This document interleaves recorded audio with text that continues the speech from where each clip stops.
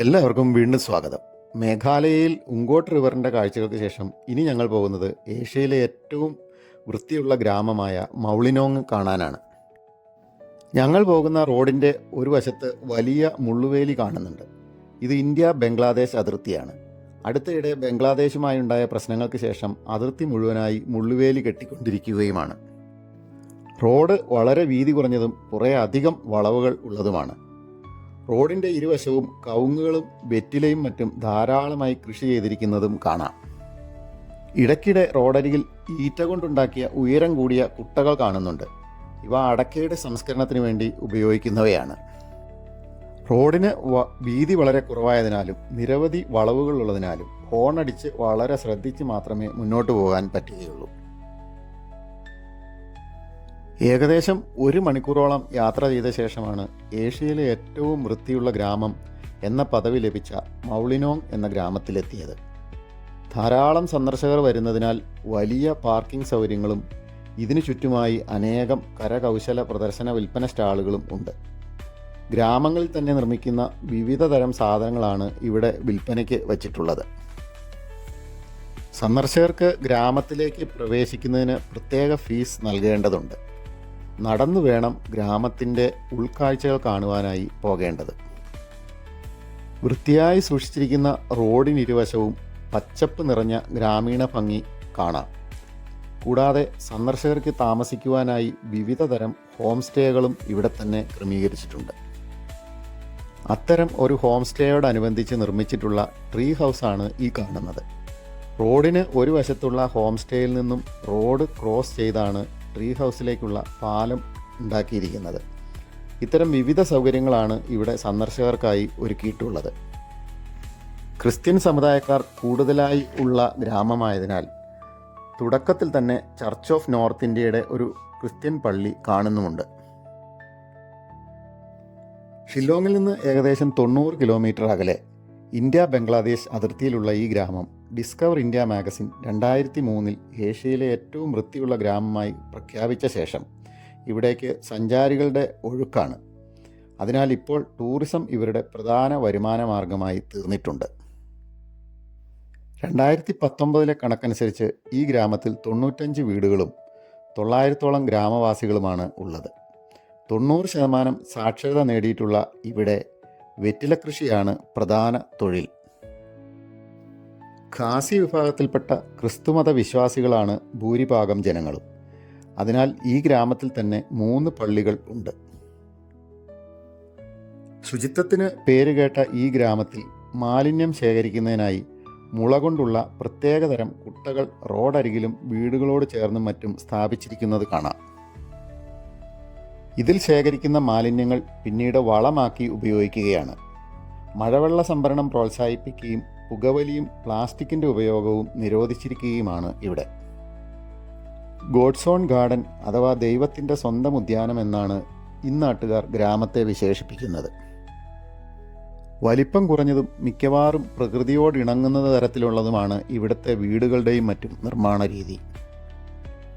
റോഡരികിലായി സന്ദർശകർക്ക് വിശ്രമിക്കുവാൻ പുല്ലും മുളയും ഉപയോഗിച്ച് നിർമ്മിച്ച കുടിലുകൾ പോലെയുള്ള നിർമ്മിതികൾ കാണാവുന്നതാണ്. മിക്കവാറും വീടുകൾക്ക് മുൻപിലും മനോഹരമായ പൂന്തോട്ടങ്ങൾ സംരക്ഷിച്ചിട്ടുണ്ട്. കുറേ ദൂരം നടന്ന് ഞങ്ങൾ ഗ്രാമത്തിൻ്റെ ഒരു പാർക്ക് പോലെയുള്ള ഭാഗത്ത് എത്തിച്ചേർന്നു. ഇവിടെ മുള കൊണ്ട് നിർമ്മിച്ച പുല്ലുമേഞ്ഞ ഒരു പ്രത്യേക തരം നിർമ്മിതി കാണാം. ഇതിനുള്ളിൽ വാദ്യോപകരണങ്ങളും വീട്ടുപകരണങ്ങളും അടുപ്പിൻ്റെയും മറ്റ് മോഡലുകളും കാണാം. ഇവരുടെ പരമ്പരാഗത വീടുകളുടെ മോഡൽ സന്ദർശകർക്ക് കാണുന്നതിനാണ് ഇത്തരം നിർമ്മിതികൾ ഉണ്ടാക്കിയിട്ടുള്ളത്. മിക്കവാറും സന്ദർശകരും ഇവിടെ നിന്ന് ഫോട്ടോകൾ എടുക്കുന്നുമുണ്ട്. ഞങ്ങളും ഇവിടെ നിന്ന് കുറേ ഫോട്ടോകൾ എടുത്തു. ഈ കുടിലിനടുത്ത് നിന്നും ആരംഭിക്കുന്ന മുള കൊണ്ട് നിർമ്മിച്ചിട്ടുള്ള പാലം വളരെ ഉയരത്തിലുള്ള ഒരു ആൽമരത്തിലെ ട്രീ ഹട്ടിലേക്ക് കയറുന്നതിനുള്ളതാണ്. ഒരാൾക്ക് കയറാവുന്നത്ര വീതി മാത്രമുള്ള ഈ മുളപ്പാലം കയറിപ്പോകുമ്പോൾ ഇടയ്ക്ക് ചെറിയ ഇടത്താവളങ്ങൾ പോലെയുള്ള വിശ്രമ സ്ഥലങ്ങൾ ഉണ്ടാക്കിയിട്ടുണ്ട്. ഇരുന്ന് വിശ്രമിക്കുന്നതിന് ചെറിയ ബെഞ്ച് പോലെയുള്ള സൗകര്യങ്ങളും ഇവിടെ തന്നെ ഉണ്ട്. മുളപ്പാലത്തിലൂടെ മുകളിലേക്കുള്ള കയറ്റം വളരെ രസകരമാണ്. മുളയും കാട്ടുവള്ളികളും ഉപയോഗിച്ചാണ് ഇതിൻ്റെ നിർമ്മാണം. ഇതിന് ഇടയ്ക്കിടെ നിന്ന് ഫോട്ടോകൾ എടുക്കാതെ നമുക്ക് മുന്നോട്ട് പോകുവാൻ സാധിക്കുകയില്ല. അത്ര രസകരവും മനോഹരവുമാണ് ഇതിൻ്റെ നിർമ്മിതി. കുറച്ചു ദൂരം കൂടി കയറി ചെല്ലുമ്പോൾ അവിടെയും ഒരു ഇടത്താവളം ക്രമീകരിച്ചിട്ടുണ്ട്. ഇനി മുകളിലേക്കുള്ള പാലം കുറച്ചുകൂടി സ്റ്റീപ്പാണ്. കാലുകൾ തെന്നിപ്പോകാതിരിക്കാനും കൂടുതൽ ബലം കിട്ടുന്നതിനുമായി ക്രോസായി മുളകൾ വെച്ച് കെട്ടിയിട്ടുമുണ്ട്. ഞങ്ങൾ വളരെ ശ്രദ്ധിച്ച് മുകളിലേക്ക് കയറിക്കൊണ്ടിരിക്കുകയാണ്. ഇപ്പോൾ നമ്മൾ ഏകദേശം 50 അടിയോളം ഉയരമുള്ള ട്രീ ഹട്ടിന് മുകളിൽ എത്തിയിരിക്കുകയാണ്. ഏറ്റവും മുകളിലുള്ള ഈ ഭാഗത്ത് നിന്ന് ദൂരേക്കുള്ള കാഴ്ച അതിമനോഹരമാണ്. ഇവിടെ നിന്നും കാണുന്നത് ബംഗ്ലാദേശിലെ ഗ്രാമീണ സമതല പ്രദേശങ്ങളാണ്. കുറേ സമയം ഇവിടെ നിന്ന് ഫോട്ടോകൾ എടുക്കുകയും ഗ്രാമീണ ഭംഗി കണ്ട് ആസ്വദിക്കുകയും ചെയ്ത ശേഷം ഇനി ഞങ്ങൾ താഴേക്ക് ഇറങ്ങുകയാണ്. ഓരോരുത്തരായി വളരെ സൂക്ഷിച്ചു വേണം താഴേക്ക് ഇറങ്ങി വരുവാൻ. മുളപ്പാലത്തിൽ തെന്നിപ്പോകാതിരിക്കാൻ പ്രത്യേകം ശ്രദ്ധിക്കേണ്ടതുണ്ട്. ഇരുവശങ്ങളിലും മുളകൾ വെച്ച് കെട്ടിയിട്ടുള്ളതിനാൽ കയറ്റവും ഇറക്കവും സുരക്ഷിതവുമാണ്. കാൽമുട്ടിനും മറ്റും പ്രശ്നങ്ങളുള്ളവർക്ക് ഇവിടുത്തെ കയറ്റവും ഇറക്കവും അല്പം ബുദ്ധിമുട്ടായിരിക്കും. ഏതായാലും ഞങ്ങളെല്ലാവരും ട്രീ ഹട്ടിൽ കയറുകയും വളരെ സുഖകരമായി താഴെ ഇറങ്ങുകയും ചെയ്തു.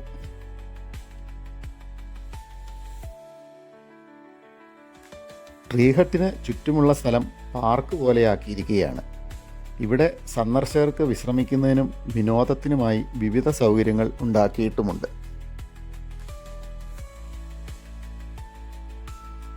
നമ്മുടെ നാട്ടിൽ ഇഷ്ടം പോലെ കാണുന്നതാണ് ഈ സീസോ എങ്കിലും ഇവിടെ കണ്ടപ്പോൾ ചിലർക്ക് ഒരു കൗതുകം കൊണ്ട് അതിൽ അല്പനേരം ആടുവാനും തോന്നി.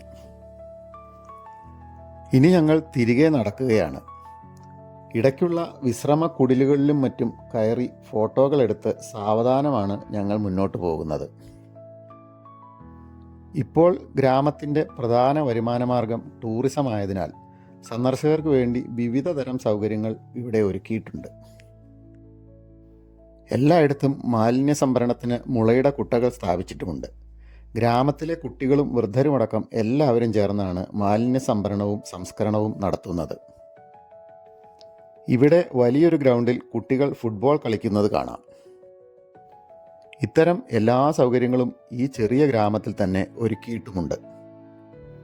മഴക്കാലത്ത് വെള്ളമൊഴുകുന്ന ഒരു ചെറിയ അരുവിക്ക് കുറുകെ മുള കൊണ്ട് നിർമ്മിച്ചിരിക്കുന്ന പാലമാണിത്. പാലത്തിന് താഴെയായി മഴവെള്ളം സംഭരിച്ച് നിർത്തുന്നതിന് ചെറിയ തടയണ പോലെ ഉണ്ടാക്കിയിരിക്കുന്ന ഭാഗവും കാണാം. പാലം ഇറങ്ങി വരുമ്പോൾ വഴിയുടെ അരികിലായി പരിപാലിച്ചിരിക്കുന്ന പിക്ചർ പ്ലാന്റ് കൗതുകരമായ കാഴ്ചയാണ്. മങ്കി കപ്സ് എന്നുകൂടി അറിയപ്പെടുന്ന ഈ സസ്യം ഒരു മാംസഭോജിയാണ്. നെപന്തസ് എന്നാണ് ശാസ്ത്രീയ നാമം. ഇതിൻ്റെ ഇലയുടെ അറ്റത്തു നിന്നും രൂപപ്പെട്ടിരിക്കുന്ന കപ്പ് പോലെയുള്ള ഭാഗം ചെറിയ പ്രാണികളെ കുടുക്കുന്നതിനുള്ള കെണിയാണ്. ഇതിനുള്ളിലുള്ള കട്ടി കൂടിയ ദ്രാവകം പ്രാണികളെ ഇതിനുള്ളിൽ മുക്കിക്കൊല്ലുന്നു. പിന്നീട് ഇവ ദ്രാവകത്തിൽ ലയിച്ചു ചേരുകയും ചെടിയുടെ ഭക്ഷണമായി തീരുകയും ചെയ്യുന്നു. ഏഷ്യയിലെ ഏറ്റവും വൃത്തിയുള്ള ഗ്രാമമായ മൗളിനോങ്ങിൻ്റെ കാഴ്ചകൾ ഇവിടെ അവസാനിക്കുകയാണ്. വീണ്ടും മേഘാലയയിലെ കൗതുകരമായ കാഴ്ചകളും വീഡിയോയുമായി വീണ്ടും കാണാം. Good bye.